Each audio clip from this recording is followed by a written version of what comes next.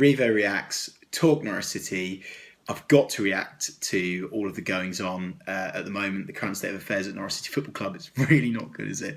I really, really don't want it to get ugly, even more ugly than it is now. I wasn't there for all of the chase goings on, but I was supporting Norwich City during the Worthington era, and it was a time that I really, really didn't like. I didn't like it. It was uncomfortable. You don't want 25,000 fans, going, "We want Neil out," because that's what happened to Worthington. I don't think the board want that poisonous atmosphere. I hope they don't, because it's getting there at the moment. I do feel that things could quite easily get a lot worse than they are. We've got to do something before the January transfer window. Some of our best players, for example, Tim Close, he's going to leave in January unless we get a new manager in. I don't think it's necessarily, the tactics. We've had some bad luck. I think the players aren't inspired by Alex Neil. They were inspired when he first came in. You look at, Rafa Benitez at Newcastle. He's been places. He's done things. He's won trophies. You look at Wagner at Huddersfield. They came to Norwich and they reminded me a lot of how we played under Paul Lambert. No fear. We could score goals. Yes, all right, we couldn't defend, but they had a good go. They were playing fast attacking football. And that is supposedly the Norwich way. That's the Norwich way.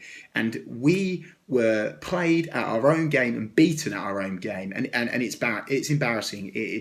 It's so embarrassing. I'm trying to hold back, but it's really, really difficult because mid-table mediocrity is not Norwich City Football Club. It is not Norwich City Football Club. Is this what it feels like to be an Ipswich fan? Is this really what it feels like? Because I can't stand it. And I really, really, really hope, please Delia, please Michael, you've got to do something. If you are going to back Alex Neil, you know what? I respect that. Back him. But give us more. Jez Moxey came out and said, promotion, promotion, promotion. That doesn't cut it. We need more than that. The fans now need reassuring that, in the new year, we need a new Norwich City. We really do. We need to scrap everything we've ever done, because how we've done it in the past hasn't really worked. We need to do something different. If that requires spending more money, then let's go into debt again. Because, we've banged the debt drum over and over again. But you know what? There's clubs in debt in the Premier League. They're doing much better than us. But you know what?